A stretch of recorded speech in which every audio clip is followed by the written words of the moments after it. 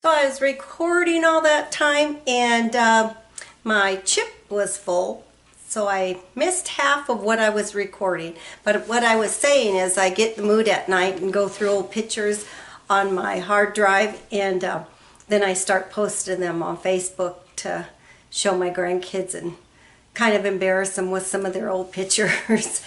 But anyway, that's what I kind of laid in bed and did last night. But oh, I forgot my apron on. But get started and take my apron off. I had to stop after I realized I was not really recording and go get those cookies made for my husband. Oatmeal cookies for the week for his lunch. I had to make my husband some oatmeal cookies today. So I got those done. And then I wanted to show you my bone broth that I made and how I drink it. This is my bone broth. I strained it a couple times and it's kind of jelly-ish. And then I kind of use half of this and add water to it, and then I kind of season it with my salt or whatever, you know, chicken bouillon, a little bit of that. And I got quite a bit of it, so I am just gonna vacuum seal them and put them in my freezer and take them one out daily, and then one of these will last me for 2 days. So anybody, like I said, have ideas on how they make their bone broth and what they put in it to cook with their bone? I put celery stock in mine, and I think I use too much celery, so either that's the taste or I use too much thyme, and so it isn't bad. It's like drinking a cup of chicken noodle soup every day. So good for you. Hang on and I'll get started.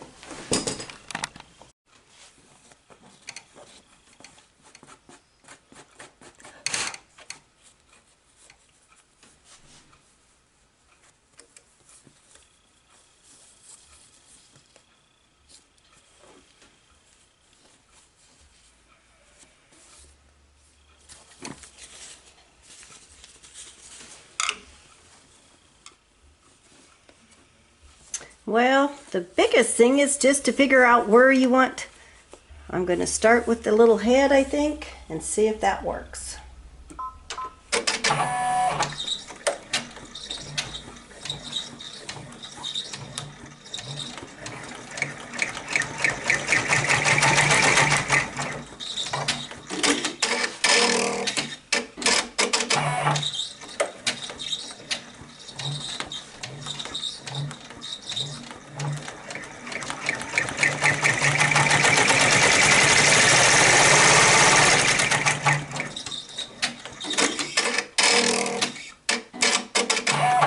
I'm going to stop it and cut my fabric, and I'm doing this just because I don't want to, I got enough yellow, but I just didn't want to go put all the fusible facing on what I already have, and they're only small pieces I'm using, so I am doing it this way.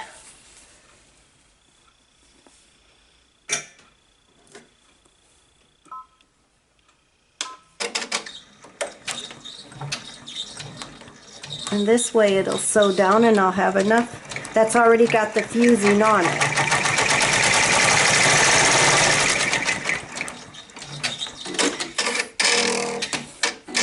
Just the tiniest piece of fabric that it uses. So I don't throw none of it away.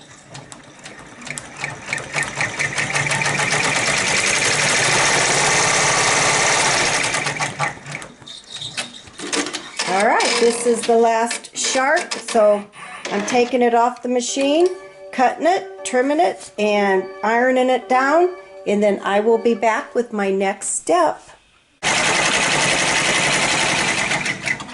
What's cool about this machine is that up here it tells you how long it's going to take for the pattern to stitch out. Up here it tells you the thread colors, the changes. Right here tells you how many stitches it's going to take for the machine and how many stitches you've stitched so far. Over here tells you where you're at But 13 minutes, I've got 13 minutes so far into the design. The total design is going to take me 63 minutes to make. So that's kind of cool. When you're selling t-shirts, they say to charge $1 for every 1,000 stitches. And this don't even include your time. So right there would be $29 for an embroidery shirt.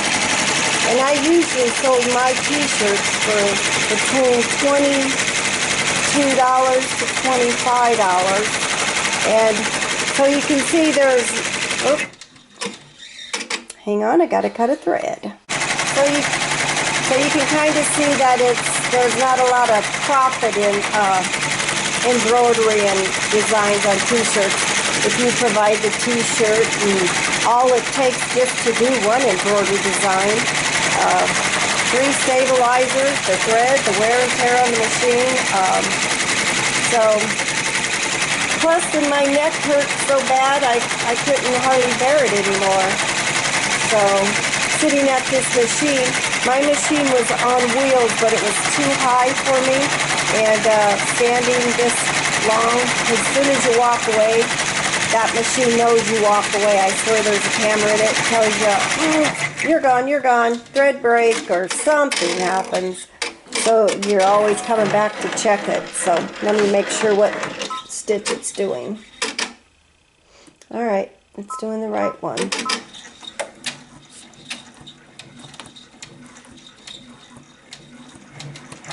So, alright, so I'll quit boring you and I'll let this stitch out and show you when it gets to the writing.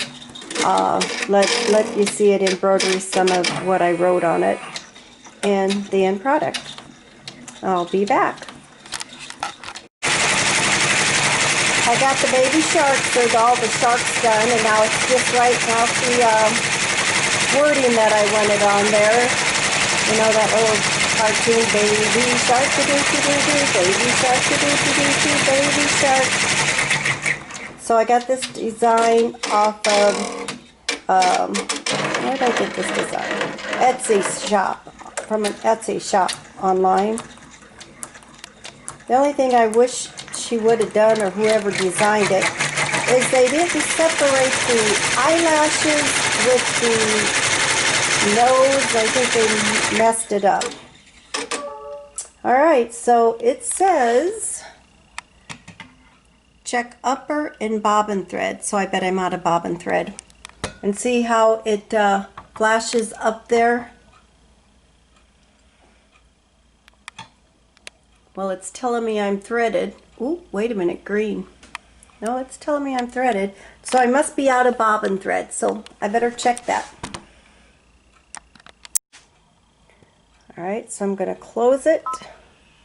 And I'm going to back a couple stitches up, since it ran out on me.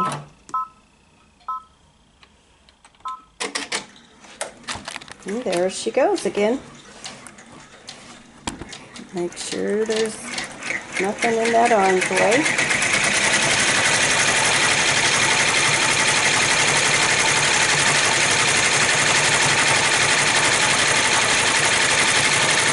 I enjoy watching it. It just reminds me of the machine painting with thread. How it comes to life, and once it starts adding the eyes, the little characters, it comes alive. I don't know. Alright, so I wish I could say it alright, but I'm going to go ahead and let it finish stitching out, and I will catch it over at the ironing board.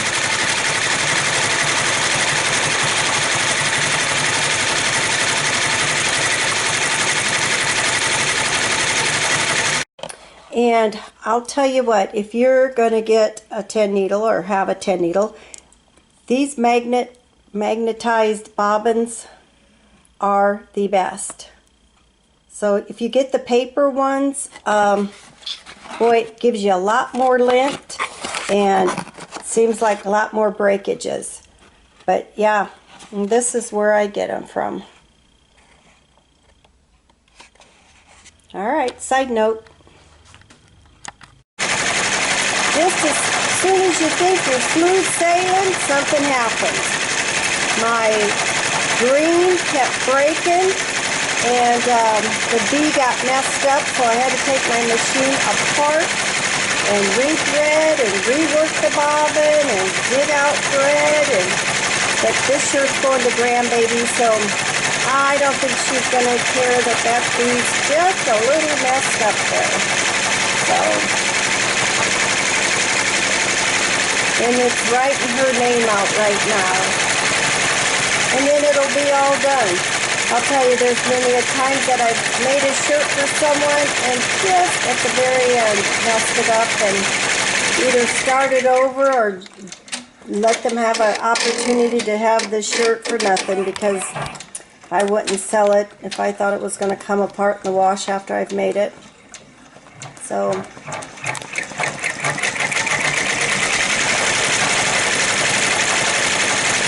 almost done.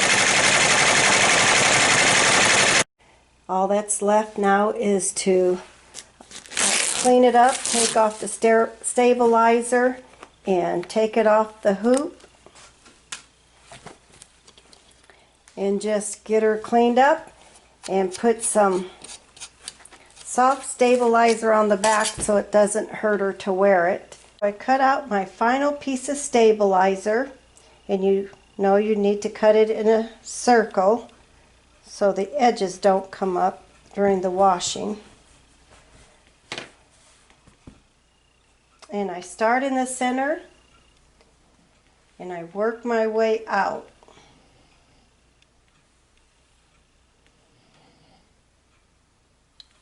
Getting it fused to the shirt.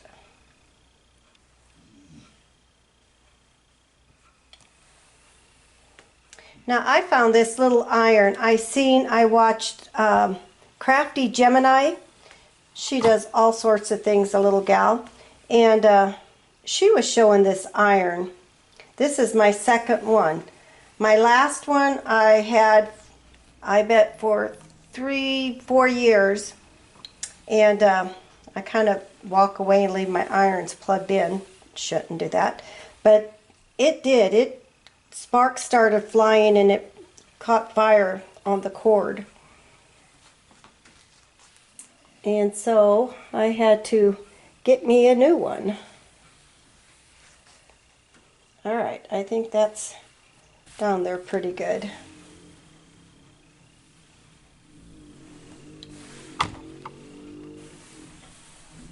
And I try to let it cool before I pick it up. Now I took off all the paper tearaway and cut around the cuttable tearaway stabilizer before I laid that down.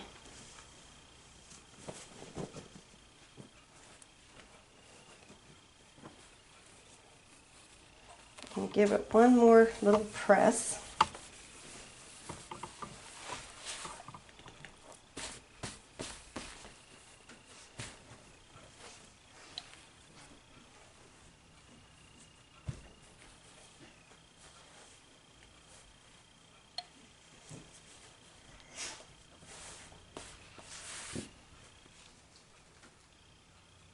And my grandbaby's new Sharkadoo shirt.